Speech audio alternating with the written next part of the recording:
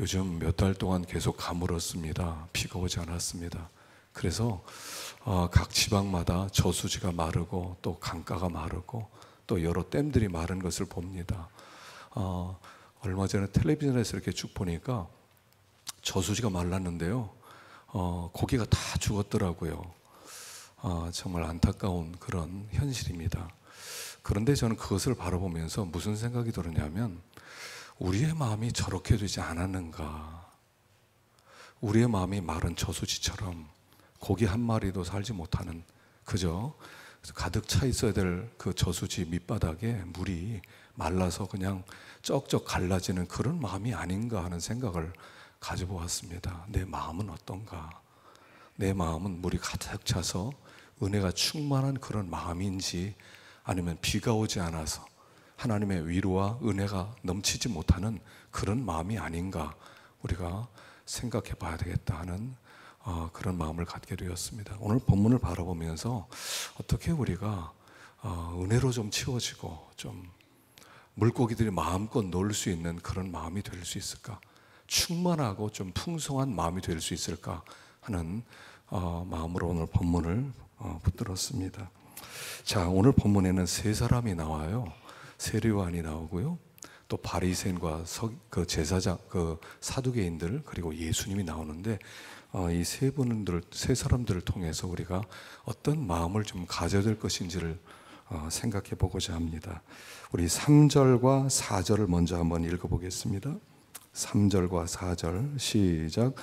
그는 선지자 이사야를 통하여 말씀하신 자라. 이르시되 광야에 외치는 자의 소리가 있어 이르되 너희는 주의 길을 준비하라. 그가 오실 길을 곧게 하라 하였느니라. 이 요한은 낙타 털옷을 입고 허리에 가죽띠를 띠고 음식은 메뚜기와 석청이었더라. 세례 요한이 나오는데, 이 세례 요한을 어떻게 소개하냐면 광야에 외치는 자의 소리, 이렇게 설명합니다. 그 세례 요한은 이런 사람이었다는 겁니다. 아마 그 묘비가 있었다면 아마 묘비명이 광야에서 외치는 자의 소리라는 그런 비명이 있을 것이다 하는 것입니다. 소리였다는 겁니다. 소리란 아시는 것처럼 어떤 형체가 없죠. 소리는 뜻만 있어요. 다시 말하면 그는 한 메시지로 살았다는 겁니다. 세례 요한, 그럼 그가 어떻게 생겼는지, 어떻게 살아왔는지, 그의 생가는 어떠했는지 아무런 관계가 없고요, 그는 메시지로 살았다 하는 것입니다. 우리가 그리스도인으로 산다는 것은 어떤 메시지로 사는 겁니다. 어떤 뜻을 가지고 사는 거예요. 우리를 편지라고 부르죠. 자, 고린도 후서 3장 3절 한번 읽어봅시다. 시작. 너희는 우리로 말미암아 나타난 그리스도의 편지니 이는 먹으로 쓴 것이 아니요 오직 살아계신 하나님의 영으로 쓴 것이며 또 돌판에 쓴 것이 아니요 오직 육의 마음판에 쓴 것이라. 너희는 그리스도의 편지다. 하나님께서 우리를 이 땅에 남겨두신 이유는 우리가 사는 그 환경, 우리가 사는 그 가정, 우리가 사는 그 직장, 우리가 만나는 그 사람들 속에서 우리는 그리스도의 편지로 존재한다는 거예요. 그러니까 우리가 살아가는 목적 자체가 내가 아니라는 거예요. 하나님, 저 좀 행복하게 해주세요. 하나님, 아무런 문제가 좀 없게 해주세요. 하나님, 내 주변에 이렇게 별난 사람들이 왜 이렇게 많습니까? 하나님, 그들 좀 제거시켜 주셔서 좀 이제 좀 이렇게 평안하게 만들어 주세요. 그것 때문에 존재하는 것이 아니라는 거예요. 오히려 그들을 위해서 내가 거기에 있다는 거예요. 그리스도의 편지가 되어서 그 사람들 속에 왜 내가 있냐면 그 사람들에게 그리스도의 어떤 메시지를 전하라고 내가 거기에 존재하고 있다는 뜻이에요. 그러니까 우리는 메시지란 말입니다. 어떤 메시지냐면 우리 성령께서 우리 마음판에 새기신 메시지라는 거예요. 그래서 우리는 어떻게 이 세상에서 사느냐, 얼마나 누리며 사느냐, 어떻게 행복하게 사느냐, 그게 우리의 관심의 대상이어서는 안 된다는 거예요. 관심의 대상은 그 하나님의 뜻, 하나님이 우리 마음 가운데 기록한 그 메시지를 잘 드러내고 있느냐 하는 것이 우리의 관심사라는 거예요. 자, 그런데 그럼 세례요한은 어떤 메시지였냐 하는 것입니다. 자, 여기에 보면 요한복음 3장 29절을 한번 보십시다. 3장 29절 시작. 신부를 취하는 자는 신랑이나 서서 신랑의 음성을 듣는 친구가 크게 기뻐하나니 나는 이러한 기쁨으로 충만하였노라. 그는 신랑이 아니었다는 거예요. 단지 신랑의 친구였다는 거예요. 결혼식에 가면 들러리가 원래 있습니다. 옛날에도 결혼식 때 보면 우리 부모님 때 보면 들러리가 있었어요. 그래서 신랑 신부가 있고 들러들이 쭉 서 있습니다. 그래서 먼저 들러리가 결혼식장에 들어오고 그 다음에 신랑 신부가 들어옵니다. 자, 우리는 들러리라는 겁니다. 세례요한은 어떤 메시지였냐면 나는 신랑의 들러리야. 나는 신랑에게 사람을 소개시키는 사람이야. 나는 신부를 신랑에게 넘겨주는 들러리에 불과하지 나는 주인공이 아니야. 이게 그의 삶의 메시지였다는 거예요. 그는 사람들을 예수에게 소개시키고 사람들을 예수에게 보내는, 그래서 처음에 이 세례요한을 많은 사람이 따라왔습니다. 그랬는데 이 세례요한은 그 모든 사람을 다 예수에게 보내버려요. 그리고 예수에게 가는 것을 그는 기뻐했단 말입니다. 그래서 그는 들러리로 조연으로 사는 것을 기뻐했던 사람, 그게 메시지라는 거예요. 우리의 메시지는 뭐냐면 내가 주인공이 아니라는 메시지를 가지고 있어야 돼요. 여러분, 그 사울과 다윗 이야기를 볼 때요, 사람들이 이렇게 칭찬하지 않습니까? 사울이 죽인 자는 천천히요, 다윗이 죽인 자는 만만이다. 사울이 왕으로서 그 이야기를 들었을 때 얼마나 속이 상했는지 몰라요. 그래서 다윗을 죽이려고 그랬어요. 근데 그 사람들의 그 노래소리는 굉장히 중요한 사울에 대한 하나님의 뜻이었던 거예요. 너는 주인공이 아니다. 나는 다윗을 세우기를 원한다.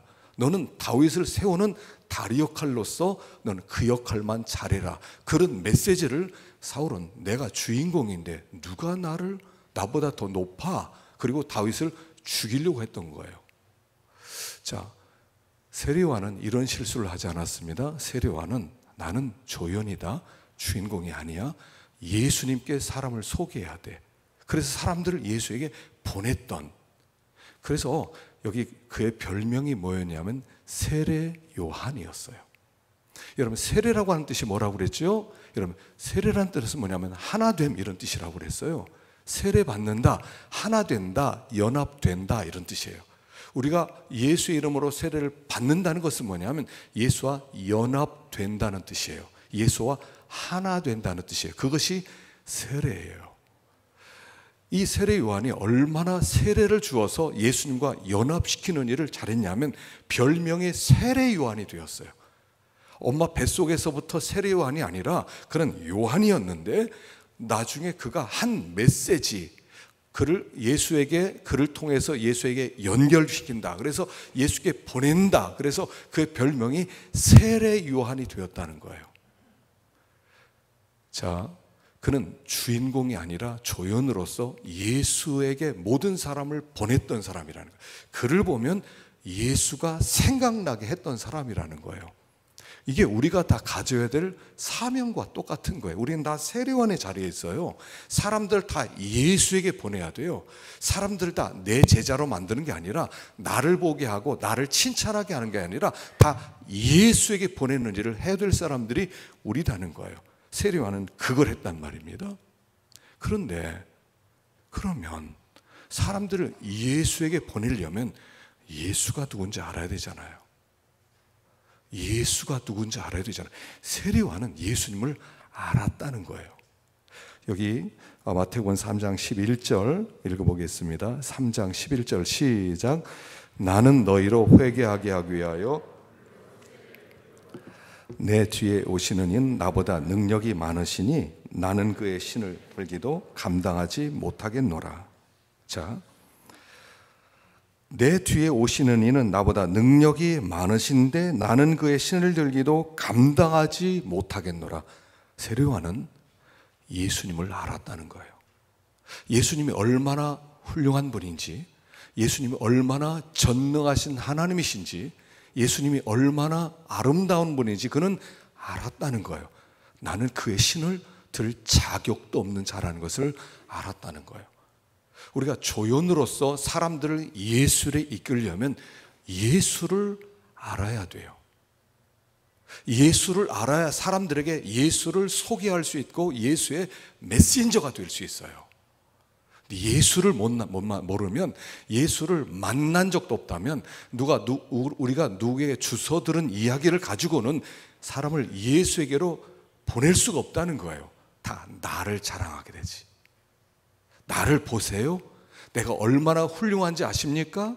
내가 얼마나 탁월한 사람인지 아십니까? 사람들을 나에게로 이끌게 하고 나를 보게 만들지 예수에게로 보내지는 않는다는 거예요.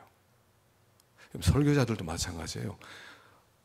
좋은 설교자와 좋지 않은 설교자를 이렇게 나눈다고 하는 거죠. 설교를 끝났을 때 설교자가 생각나면 좋은 설교를 한 게 아니에요.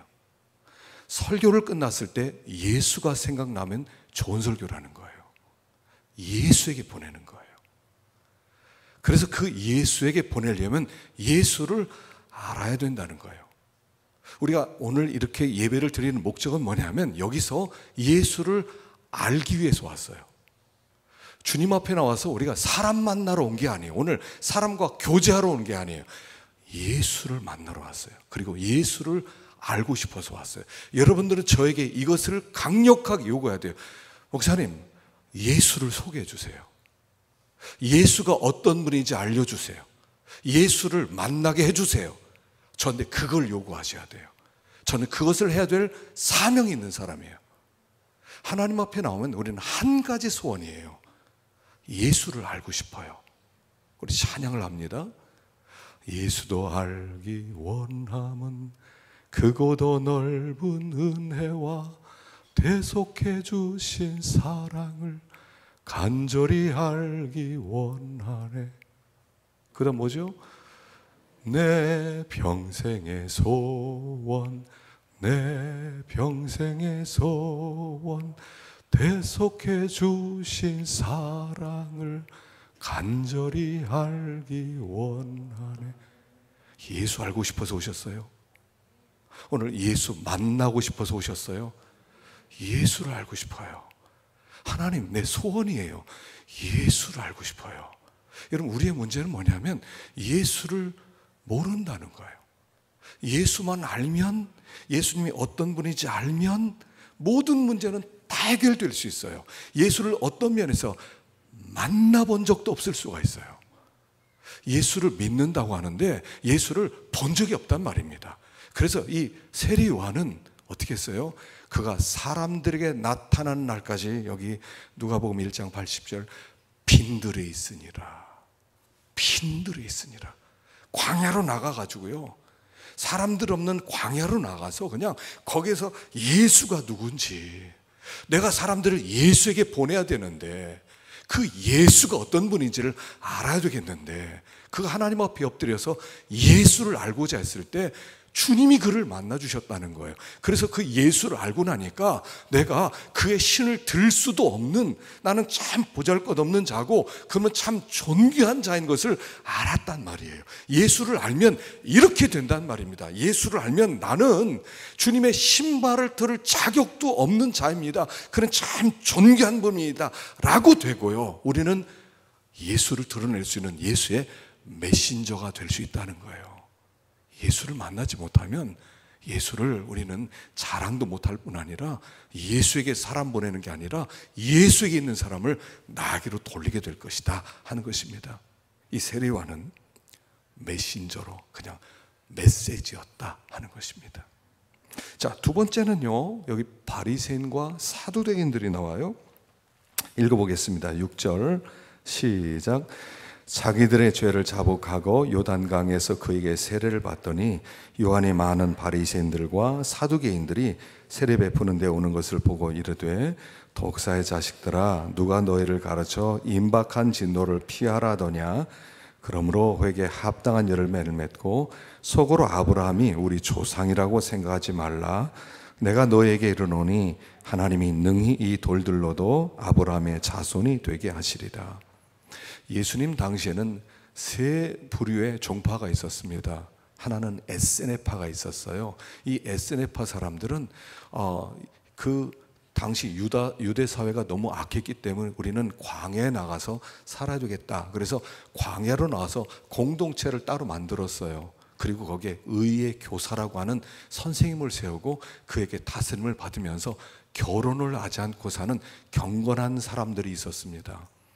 그 사람들은 결혼을 하지 않았지만 고아들을 양자로 택해서 양자로 기르면서 자급자족하면서 생활했는데 주로 성경 복사하는 일을 많이 했어요. 그래서 그들이 남긴 그런 쿰란 문서들도 다 그런 에세네파 사람들이 남긴 그런 문서들입니다. 아마 세리요한도 그 에세네파 출신이었을 것이다, 그렇게 알려져 있고요. 두 번째는 바리새파가 있었습니다. 이 바리새파 사람들은 그 도시를 떠나지 않았지만 도시 내에서 진짜 율법을 그대로 한번 지켜보자, 율법대로 한번 살아보자. 그래서 그 율법의 문자에 초점을 맞추고 그들이 다른 사람과 비교했을 때 우리는 저 사람들보다 율법을 더 잘 지키는 사람으로 살아야 되겠다. 그래서 그들을 분리주의자라고 불렀습니다. 그래서 그들은 율법의 어떤 그 형식과 그 다음에 의식 자체를 아주 중요하게 여겼는데 나중에 뜻은 좋았지만 잘못된 그런 껍데기적 신앙에 빠져들어가서 책망을 많이 받았죠. 그 다음에 사두개파 사람들이 있었습니다. 이 사두개파 사람들은 어떤 사람들이냐면 솔로몬 때 사독 제사장이 있었어요. 그 사독 계열의 제사장 지파 사람들이 나중에 사두개 이렇게 됩니다. 사두개파 사람들인데 이 사람들은 주로 제사장들이에요. 근데 주로 종교 지도자인 동시에 정치 지도자 역할을 같이 했던 사람이에요. 그러다 보니까 이 사람들은 타협하는 정치인들이 많이 있었어요. 이 사람들은 천사를 믿지 않고요, 부활도 믿지 않았어요. 그리고 내세도 믿지 않았어요. 그러면서 그 당시에 거의 종교적 흐름을 주관했던 자유주의자들이었습니다. 이 세 종파의 사람들이 있었는데 그 중에 바리새파와 사두개파 사람들이 세리요한에게 세례를 받으러 왔단 말입니다. 그랬더니 이 세리요한이 뭐라고 하냐면 이 독사의 자식들아, 임박한 진도를 누가 피하라더냐, 회개에 합당한 열매를 맺어라, 그러면서 그들을 책망하는 모습이 나와요. 여기 이들을 뭐라고 부르냐면 독사의 자식이라고 불렀다는 거예요. 자, 그러면 바리새파 사람들, 사두개파 사람들만 독사의 자식이냐 하는 거예요. 우리는 다 태어날 때부터 독사의 자식으로 태어나요. 우리 마음 가운데는 이런 본능이 있단 말입니다. 독사는 내가 살아남기 위해서 다른 사람에게 어떤 해도 끼칠 수 있는 것이 우리들이란 말이에요. 인간은 다 독사와 같아요. 하여간 나에게 손해를 끼치고 나를 넘어뜨리고 나를 잘못하면 그냥 물어버리려고 하는 그런 습성이 나에게 있어요. 독사의 자식들의 특징이 뭐냐면 표가 있습니다. 두고 보자입니다. 두고 보자. 우리 마음 가운데 다 이거 있지 않습니까? 일생 이렇게 살아오지 않았습니까? 두고 보자. 그렇게 해서 우리 독사의 자식으로 살아와요. 우리는 피할 수 없는 독사의 자식들이에요. 그래서 여기 그러므로 회개에 합당한 열매를 맺고 속으로 아브라함이 우리 조상이라고 생각하지 마라. 이 사람들은 바리새인들, 사두개파 사람들은 이렇게 생각했다는 겁니다. 우리는 아브라함의 자손이야. 수백 년 동안, 수천 년 동안 아브라함의 자손이야. 우리는 하나님의 선택된 백성이야. 우리는 구원받은 하나님의 백성이야. 이것을 자랑하며 살았다는 거예요. 그런데 아브라함의 조상이라고 하면서 회개에 합당한 열매를 맺지 못하는 모든 사람들은 다 독사의 자식이라는 거예요. 다시 말하면 진정한 회개가 없는 사람들은 다 독사의 자식이라는 거예요. 우리가 구원받은 증거를 이야기할 때 그 중에 중요한 것 중에 하나가 뭐냐면 이거예요. 하나님, 저는 지옥 밑바닥에 있어야 될 자입니다. 여기서부터 시작해야 돼요. 이게 구원받은 사람이에요. 근데 한 번도 나는 너무 선해서, 나는 내가 악하지만 그렇게 악하진 않아서 내가 지옥에까지 떨어질 정도는 아니야 라고 생각한다면 독사의 자식 맞아요. 구원받을 수 없는 사람 맞단 말이에요. 하나님 앞에 나올 때 우리가 회개란 뭐냐면 이겁니다. 우리는 날마다 독사의 그 하나님 앞에 나와서요, 독사의 이가 빠집니다. 회개는 뭐냐면 독사가 이 빠뜨리는 게 이게 회개예요. 하나님, 저는 독사입니다. 하나님, 제 이 좀 빼주세요. 그럼 주님께서 하나님의 성령으로 이빨을 뽑아주세요. 그러니까 이빨 빠진 독사가 되는 겁니다. 우리는 더 이상 다른 사람에게 손을 끼치지 못하는 사람이 돼요. 근데 하루만 지나면 또다시 독사의 동의가 또 나오는 거예요. 쥐가요, 쥐는 이빨이 죽을 때까지 자란다고 하잖아요. 그러니까 쥐는요, 계속 뭔가를 갉아야 돼요. 그래서 이빨이 자라지 못하게 해야 돼요. 이빨이 자라도록 자꾸 갉아내야 돼요. 그렇지 않으면 그 이빨이 자기를 죽일 거예요. 쥐가 계속 뭔가를 갉아내는 것처럼 우리도 모르는 사이에 독사이가 계속 우리 속에 자란단 말이에요. 그래서 회개라고 하는 것은 이겁니다. 하나님, 전 독사 같아요. 하나님, 제 이 좀 빼주세요. 하나님, 이거 못 빼면 나중에 나도 죽이고 다른 사람도 다 죽일 거예요. 하나님, 저 좀 불쌍히 여겨주세요. 이게 회개란 말입니다. 회개는 단순한 뉘우침이 아니에요. 회개는 나를 죽이고 다른 사람을 죽일 수 있는 동리를 뽑아내는 것이 회개란 말이에요. 그게 없다면 바리새인과 사두개인들이에요. 그냥 독사의 자식으로 살아가는 거예요. 하나님, 제가 이런 악이 있습니다. 우리가 어떤 행동으로 이런 죄를 범했습니다, 저런 죄를 범했습니다. 물론 그것도 회개해야 됩니다. 그러나 중요한 것은 그 죄를 짓게 만드는 죄의 본능이 그 독성이 우리 속에 토사르고 있어서 언제든 똑같은 죄를 또 반복해낼 수 있는 그 독이 내 속에 토사르고 있단 말이에요. 그걸 가지고 나오는 것을 회개라고 하는 거예요. 그렇지 못하다면 우리는 독사의 자식이에요. 그래서 자꾸 나오는 겁니다. 이거는 누구든 똑같아요. 태어날 때부터 성자 없고요, 신앙생활을 오래 했으니까 나는 거룩한 사람 되었을 거지, 아니에요. 우리는 매일 독사의 동리가 하나씩 툭툭 튀어나와요. 계속 자백하는 거예요. 그래서 회개에 합당한 열매를 맺고, 여기 회개에 합당한 열매는 뭐냐면 뭔가 선하고 착하고 뭐 이런 거 아니에요. 회개에 합당한 열매 하나예요. 이것은 성령의 열매와 똑같은 거예요. 회개했으면 독사의 동리가 빠지면 그때부터 성령의 열매를 맺히기 시작해요. 사랑과 희락과 화평과 오래 참음과 자비와 양선과 충성과 온유와 절제, 이 열매는 회개에 합당한 열매인데 동리 빠진 사람이 갖게 되는 열매들이다 하는 거예요. 그냥 나 요거만 하면 돼, 나 요거만 하면 돼, 그런 게 아니라 모든 일들을 성령의 열매로, 성령이 주시는 감동으로 할 때 그게 다 회개에 합당한 열매다 하는 것입니다. 그래서 여기 요한은 이 두 부류의 사람들을 아주 무섭게 책망을 했던 것입니다. 자, 세 번째, 예수님이 나와요. 자, 11절 읽어봅시다. 시작. 나는 너희로 회개하기 위하여 물로 세례를 베풀거니와 내 뒤에 오시는 이는 나보다 능력이 많으시니 나는 그의 신을 들기도 감당하지 못하겠노라.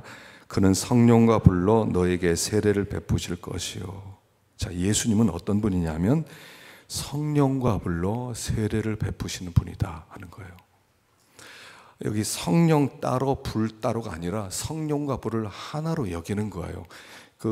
그래서 이 성경 읽을 때 두 단어가 같이 나올 때는요, 그것을 하나로 묶어서 보셔도 돼요. 성령과 불, 불 같은 성령, 성령 같은 불, 그렇게 보셔도 되고요. 성령과 불에 공통점이 있다는 것을 얘기하는 거죠. 성령과 불의 공통점이 뭐냐면 그것은 본질을 변화시키는 힘이라는 거예요. 예수님께 나오면 예수님 우리에게 성령과 불로 세례를 베푸셔서 우리의 본질을 변화시키는 거예요. 어떤 것이든 불에 들어갔다 나오면 다 그 본질이 변해서 나와요. 쇠도 불 속에 집어넣었다 나오면 옛날에 그 쇠로 그대로 있는 게 아니라 그 속에는 찌꺼기가 다 타버리고 그리고 더 강한 쇠로 나오고요. 흙을 불 속에 집어넣으면 흙이 나오는 게 아니라 도자기가 나오고요. 나무를 집으면 나무가 그대로 나오는 것이 아니라 그것이 탄소로 다 변해서 재가 되어서 나오고요. 하여간 이 불 속에 들어간 모든 것들은 본질을 변화시키듯이 예수님께 나아가면 예수님께서 성령과 불로 우리에게 세를 베풀어 주셔서 우리의 본질을 바꾸어 놓으시는 분이라는 거예요. 우리의 본질을 바꾸어 놓으시는 그분이 예수님이라는 거예요. 그래서 예수님께 나와서는 무엇을 구해야 되냐면 성령과 불을 구하라는 거예요. 주님 앞에 나와서 여러분, 우리가 뭐 세상의 문제도 많고요, 가정의 문제도 있고요, 직장의 문제도 있고요, 여러 가지 사회 문제도 있어요. 여러 가지 문제가 다 필요하지만 가장 중요하게 요구해야 되는 것은 하나님, 우리에게 성령과 불로 세를 베풀어 주옵소서, 이걸 구하라는 거예요. 그리고 그 성령과 불에 의해서 우리가 세례 받았을 때, 하나가 되었을 때, 성령과 우리가 하나 되었을 때 우리는 놀라운 능력의 사람이 될 수 있는 거예요. 그래서 성령을 루아흐 이렇게 불렀어요. 구약에서는요, 루아흐, 이 루아흐라는 것은 뭐냐면 호흡이란 뜻이에요. 흙에 하나님께서 코에 생기를 불어넣으시니, 그 생기를 불어넣으시니, 호흡을 불어넣었을 때 산영이 된지라, 이렇게 됐어요. 산영이 된지라. 다시 말하면 성령과 불이 들어왔을 때 그가 비로소 살아있는 생명력을 가진 사람이 된다는 거예요. 자, 여기 사대교회 이야기 한번 보십시다. 그 뒤로 넘어가셔서요, 계시록 3장 1절을 먼저 한번 읽어보십시다. 계시록 3장 1절 읽어보십시다. 시작. 사대교회 사자에게 편지하라. 하나님의 7 영과 7 별을 가지신 이가 이르시되, 내가 내 행위를 아노니 내가 살았다는 이름은 가졌으나 죽은 자로다. 너는 일깨워 그 남은 바 죽게 된 것을 굳건하게 하라. 사대교회가 살았다, 우린 살아있는 하나님의 백성입니다, 생명력 있는 하나님의 성도입니다, 이렇게 생각했는데 주님께서 오셔서 뭐라고 했냐면, 너 살아있다고 생각하냐? 넌 지금 죽어가고 있어. 넌 죽었어 라고 얘기해요. 이 성령과 불이 뭐냐면 하나의 생명력을 얘기하는 거예요. 그래서 여기에 예수님께서 하나님의 7 영을 가지신 분으로 오는 거예요. 예수님께서는 성령과 불로 세례 주시는 분으로 여기에 찾아오셔서, 너 살아있다고 생각하냐? 너 지금 하는 걸 보니까 다 죽어 있어. 넌 지금 죽은 자와 같아. 그러니까 내가 너에게 생명력, 하나님의 생명, 성령과 불로 세례를 줄 테니까 그걸 받아서 새로워져서 이제는 생명력 넘치는 영적 생활을 감당해 능력 있는 삶을 살아가 라고 말씀을 하는 거예요. 오늘 우리가 주님 앞에 나왔을 때 생명력이 있을 때 비로소 내가 살아있는 자예요. 어린아이들은 생명력이 있습니다. 이제 어린아이 기를 때 여러분 속상하죠. 애들이 막 뛰어놀고 막 어지럽히고 막 부서뜨리고 깨뜨리고 얼마나 속상해요. 애들이 있는 집안의 소파는 남아있는 게 없어요. 갔다 와면 애들이 그냥 다 침대에 올라가서 그냥 펄쩍펄쩍 뛰어요. 소파에서 펄쩍펄쩍 뛰어요. 그 소파가 남아있지 않아요. 밑바닥 다 빠져있잖아요. 그러면 아이들이 이렇게 얘기합니다. 잘했어 해야 돼요. 야, 니네들 말이야, 이게 얼마짜리인 줄 아냐? 여기서 왜 뛰어? 좀 앉아있어. 애들이 어떻게 앉아있어요? 이 생명력이 막 뛰어넘치는데 아이들 칭찬해줘야죠. 그래, 소파 몇 개라도 좋다. 그냥 밑바닥 다 빠져도 좋다. 열심히 뛰어놀아라. 그게 어린아이들이잖아요. 그게 생명력 넘치는 거예요. 하나님 앞에 나왔을 때 우리가 그래야 된단 말입니다. 그 생명력이 넘치는 거예요. 성령과 불은 우리를 가만히 있게 만들지 못하는 거예요. 하나님의 생명이 들어왔을 땐 우리를 빛나게 만드는 거예요. 빛나게 만들어요. 그 성령과 불이 떠나게 되었을 때 우리는 죽은 자예요. 하나님 앞에 나와 앉아있지만 죽은 자예요. 이 사람한테 아무런 일도 맡길 수가 없어요. 죽어있는 사람에게 무슨 일을 맡겨요? 그러나 이 성령과 이 불로 세례를 받은 사람, 그 생명력이 넘치는 사람들은 가만히 있을 수가 없어요. 앉아있을 수가 없어요. 막 뛰는 거예요, 계속. 주님 앞에 나와서 우리가 이걸 구해야 된단 말입니다. 하나님, 성령과 불로 저를 세례받게 해주십시오. 하나님을 섬기는데 가만히 죽은 자처럼 섬기지 않게 해주십시오. 하나님, 내가 있는 힘을 다해서 하나님을 섬기게 해주시옵소서. 이게 뭐냐면 전심으로 하나님을 섬긴다는 뜻이에요. 전심으로라고 하는 뜻은 뭐냐면 하나님의 생명력이 들어왔을 때 그 생명력이 함께 우리 속에서 폭발적으로 올라오는 것이 전심이란 말입니다. 하나님 앞에 예배 드릴 때도, 하나님 앞에 찬양할 때도, 하나님의 어떤 일을 맡긴 일을 할 때도 그냥 할 수 있는 것이 아닙니다. 전심을 다하게 되는데, 그 전심을 다한다는 것은 내가 가진 생명의 힘 전부를 동원해서예요. 그게 성령과 불로 세례받은 사람을 얘기하는 거예요. 주님 앞에 나오면 우리가 이것을 구하는 거예요. 그때 이 성령과 불로 세례를 받았을 때 그때 이 사람이 빛나기 시작하는 거예요. 빛나기 시작해요. 자, 에스겔서 43장 1절 그 위에 있는 겁니다. 읽어보십시다. 시작. 그 후에 그가 나를 데리고 문에 이르니 곧 동쪽을 향한 물이라. 이스라엘 하나님의 영광이 동쪽에서부터 오는데 하나님의 음성이 많은 물소리와 같고 땅은 그 영광으로 말미암아 빛나니 그 모양이 내가 본 환상 곧 전에 성읍을 멸하러 올 때 보던 환상 같고 그발 강가에서 보던 환상과도 같기로 내가 곧 얼굴을 땅에 대고 엎드렸더니 여호와의 영광이 동문을 통하여 성전으로 들어가고 영이 나를 이끌어 데리고 안뜰에 들어가시기로 내가 보니 여호와의 영광이 성전에 가득하더라. 에스겔서는요, 아시는 것처럼 하나님의 영광 이야기예요. 그들이 포로로 끌려가 된 이유가 뭐냐면 하나님의 영광이 떠났기 때문에 그래요. 하나님의 영광이 떠났을 때 성전에 있던 하나님의 영광이 마당으로 나와요. 마당으로 나온 영광이 길가로 가요. 길가로 갔던 영광이 산으로 올라가요. 산으로 갔던 영광이 떠나버려요. 그리고 여기에서 그 영광이 다시 임하는 거예요. 하나님의 영광이 다시 내려와서 동쪽 문, 동문을 통 영광의 문, 하나님 임재의 문이죠. 그 문을 통하여 다시 성전 가운데 하나님의 영광으로 가득 차고 그리고 이스라엘이 빛나는 얘기예요. 사실 원래 이 그림이 출애굽기 3장에 있었던 그림이거든요. 모세를 부를 때 모세가 양을 치는데 어느 날 떨기나무가 한 그루가 있는데 떨기나무에 불이 붙었어요. 꺼지지가 않아요. 저 보통 꺼지는데 왜 안 꺼지지? 1시간이나 다 됐는데 한번 구경하러 가자 하고 구경하러 갔어요. 그리고 거기서 하나님이 말씀하는 거예요. 중요한 메시지였어요. 너희들의 민족은 종으로 있지 않느냐? 너희들의 민족은 지금 천덕꾸러기 아니냐? 너희들의 민족은 지금 아무것도 아니지 않느냐? 마치 떨기나무 같지 않냐? 그런데 비록 떨기나무 같을지라도 내가 너희들과 함께하면, 내가 영광의 임재로 너에게 찾아오면 너희 민족은 전 세계 빛나는 민족이 될 것이다. 그 메시지를 모세에게 주는 거예요. 모세는 떨기나무 불꽃 가운데서 하나님의 비전을 받는 거예요. 하나님이 함께하는 민족, 하나님이 함께하는 사람이라면 비록 나처럼 이렇게 왕이 될 수 있는 그 높은 자리에 있다가 쫓겨나서 그냥 목자가 되고 별 볼 일 없이 인생 맞춰질 수밖에 없는데 하나님의 임재, 하나님의 영광, 하나님의 성령이 함께하기만 하면 하나님 빛나는 인생이 되겠군요. 그 비전을 받는 거예요. 바로 이 얘기예요. 내가 성령과 불러 세례를 주리라. 그래서 우리가 주님 앞에 나왔을 때 성령과 불로 우리가 세례를 받게 되었을 때 우리가 빛나는 하나님의 영광의 임재가 있는 놀라운 인생으로 변화된다는 그런 말씀을 하는 거예요. 우리 가장 중요한 것은 이겁니다. 성령의 불로 세례를 받는 거예요. 하나님의 영광의 임재가 우리 가운데 함께 있는 거예요.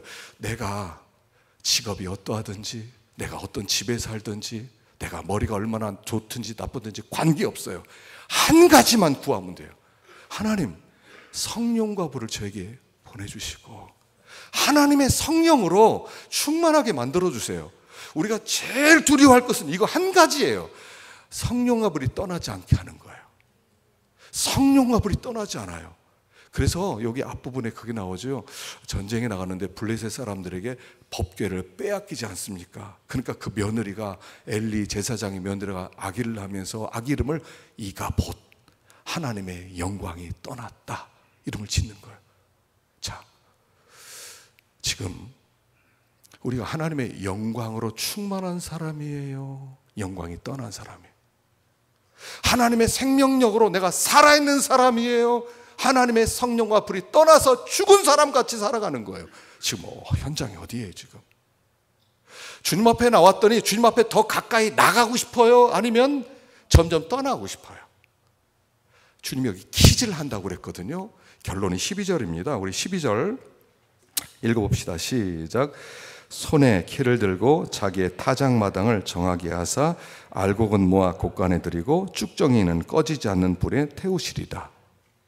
자, 이게 뭐냐면요, 키 알죠? 우리 지금도 농촌에 가면 지금도 어머니들이 가끔씩 하잖아요. 키, 이게 뭐죠? 그게 소쿠리 같은 건데 이렇게 뭐지 있잖아요. 그게 뭐죠? 옛날에 뒤집어 쓰고 소금 뭐 들어갔던 거. 저도 옛날에 뭐죠 그게? 키에 그게?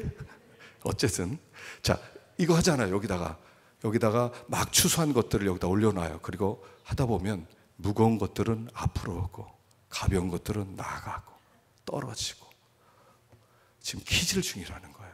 그런데 놀랍게 알곡들은 점점 주인 쪽으로 나온다는 거예요. 주님께서 지금 이걸 하고 있다는 거예요. 하나님의 성령과 불을 구함으로 생명력 넘치는 자들은 자꾸 주님께 더 나가고 싶어요. 그런데 이 쭉정이들은 자꾸 나가려고 그래요. 밖으로 나가려고 그래요. 주님께서 성령과 불을 부어 주심으로 말미암아 더 생명력 있고 더 기쁨으로 넘치고 더 사랑 넘치고 더 충만함 있고, 그렇게 되길 원하는 사람이 있는가 하면 자꾸 귀찮아하고 힘들어하고 재미가 없고 세상이 더 좋고 나눠진다는 거예요. 지금 주님이 이걸 하고 있는 중이라는 거예요. 어대속한 자예요. 여러분, 성도의 영광은 다른 데 있는 거 아니에요. 하나님이 함께 할 때 있는 거예요. 하나님의 임재 속에 있어요. 하나님의 임재가 우리에게 충만할 때, 그때 그게 영광이에요. 아무도 그를 건드리지 못해요. 그게 놀라운 권세가 있어요. 귀신을 쫓아내고 새 방언을 말하고 뱀을 집으며 무슨 독을 마실지라도 해를 받지 아니하고, 그리고 병든 자에게 손을 얹으즉 낫게 되는 이 놀라운 영광이 우리 가운데 오는 거예요. 우리가 이걸 구합시다. 주님, 성령과 불러 세례를 주시고 충만하게 해주시고 이렇게 시시하지 않게, 여러분 이 얼마나 복된 인생인데 하나님의 자녀의 권세를 주셨는데 너무 시시하게 사는 것 같아요. 우리가 너무 시시해지는 것 같아요. 그러지 말고 그분을 더 구하시고 하나님의 영광으로 충만한 우리가 될 수 있기를 축원합니다. 기도하십시다.